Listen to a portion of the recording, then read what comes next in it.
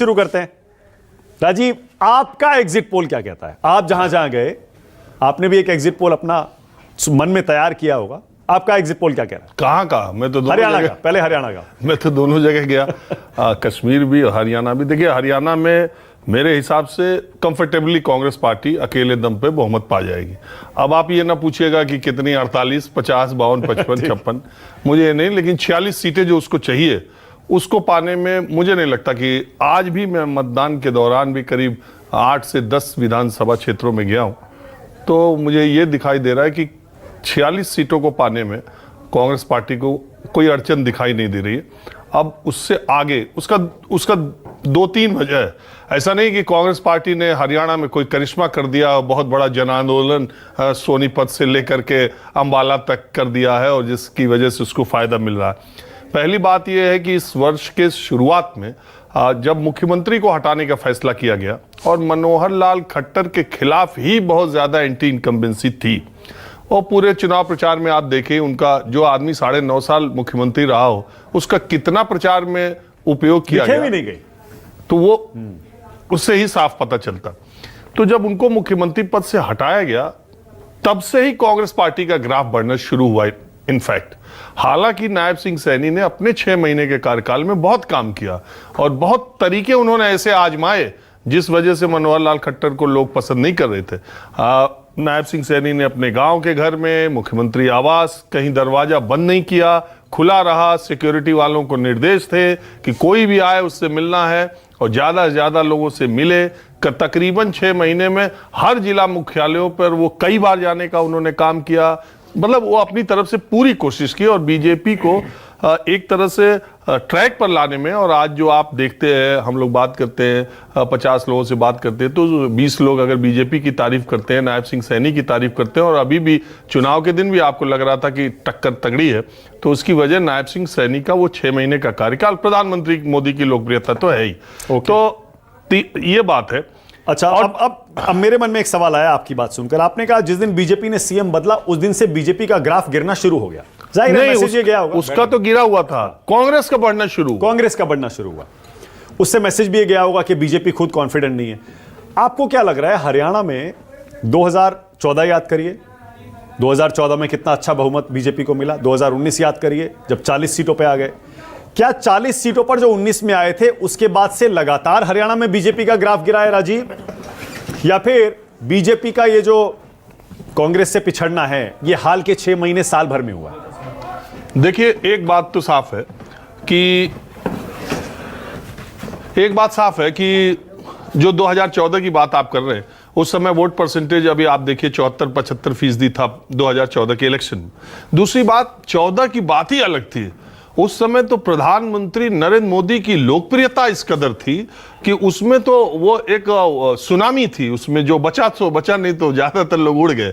तो एक तो 2014 का लोकसभा का परिणाम आया हुआ था, नरेंद्र मोदी जी का 15 अगस्त का पहला भाषण हुआ था, और उसके बाद हरियाणा के चुनाव हो रहे थे। सेना के बारे में, नौजवानों के बारे में वो एक नई उम्मीद, नई बात जो थी। और दूसरी तरफ हुड्डा सरकार 10 साल का कार्यकाल पूरा कर चुकी थी, तमाम आरोपों के घेरे में थे। तो एक नई हवा के झोंके की तरह हरियाणा में बीजेपी अपने बदौलत फुल मेजॉरिटी पा सकती है, ये एक समय में असंभव माना जाता था। लेकिन उनको 14 में जैसा मिला, तो आप ये देखिए कि 14 में उन्हें तो 47 सीटें मिली, लेकिन 19 सीटें आईएनएलडी को मिली और 15 कांग्रेस को मिली।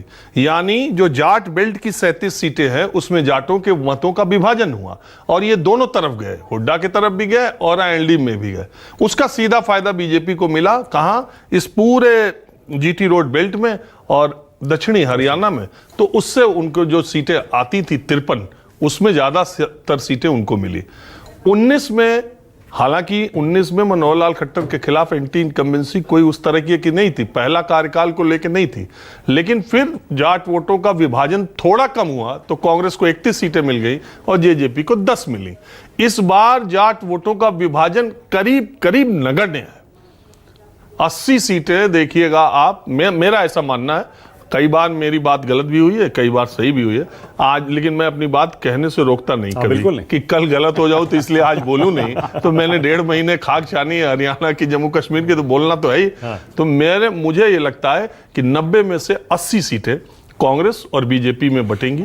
10 से कम ही में तीसरी शक्तियां जो भी है, जेजेपी, एनएलडी, आम आदमी पार्टी, निर्दलीय, जितनी भी पार्टियों के आप नाम रखिए, उनके सीटों की संख्या 10 से कम ही रहेगी, ऐसा मुझे लगता है। ओके, आपने कहा कि आप सीटों के चक्कर में नहीं पड़ेंगे, लेकिन मैं दूसरी तरह से ये सवाल पूछता हूं, क्योंकि आपके आने से पहले भी हम ये चर्चा कर रहे थे और ये बड़ी दिलचस्प चर्चा थी। मैंने ये नोट किया और सबने, आपने भी देखा होगा, हाल के 8-10 साल में मोदी के आने के बाद खासतौर से राजस्थान का चुनाव याद कर लीजिए, और भी 2-3 चुनाव ऐसे हुए जहां बीजेपी हारती भी है, एक फाइटिंग डिफीट होती है उसकी। वो एक तरफा नहीं हारती है कि एकदम 10, 12, 15 सीट पे आ जाए, या बड़ी विधानसभा है तो 15-20% सीटों पे आ जाए।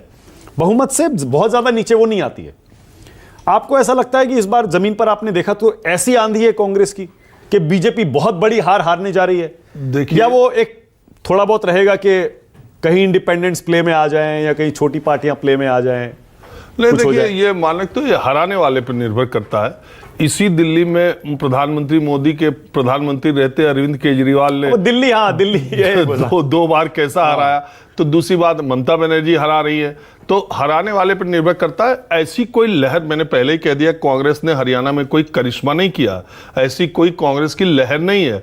चूंकि एंटी इनकम्बेंसी थी वहां पर, और जो संविधान वाला मामला लोकसभा के चुनाव में चला, उसमें 70% दलितों का वोट पाने में कांग्रेस कामयाब हुई। तो दलित और जाट कॉम्बिनेशन ही उसे बहुत सारी सीटों पर, जो बहुमत के आसपास, उसे पहुंचा सकता है। ये 2 ही काफी है। लेकिन बहुत सारी जगहों पर आपको जान के ये आश्चर्य होगा कि फरीदाबाद और गुड़गांव की जो शहरी सीटें हैं, उसमें भी बीजेपी का जब वोट आएगा तो आप जीत जाएं, भले जीतना ही जीत ही रहे हैं लगातार, और वहां शहरी क्षेत्रों में बीजेपी, पर वोटिंग कम हो रही है, वहां वोटिंग कम हो रही है। और जीत का अंतर आप देखना, अगर जीती भी बीजेपी तो कितने कम अंतर से जीतेगी, आप ये बात देखिए। तो जब शहरी इलाकों में ऐसी बात है, तो जब 70 के करीब, ज्यादा श्योरण बताएंगे, 67 से 70 के बीच में ग्रामीण इलाकों में सीटें हैं हरियाणा में, तो उन सीटों में फिर आप समझ लीजिए क्या होगा। सिद्धार्थ यादव है मेरे साथ बीजेपी से। सिद्धार्थ खुद हरियाणा से आते हैं और काफी कॉन्फिडेंट, 2-3 बार जब मेरे शो पर आए लग रहे थे, बोले थे नहीं आप देखिएगा हम जीतेंगे। मेरे साथ दीप कमल जुड़ेंगे, जेजेपी के प्रवक्ता हैं।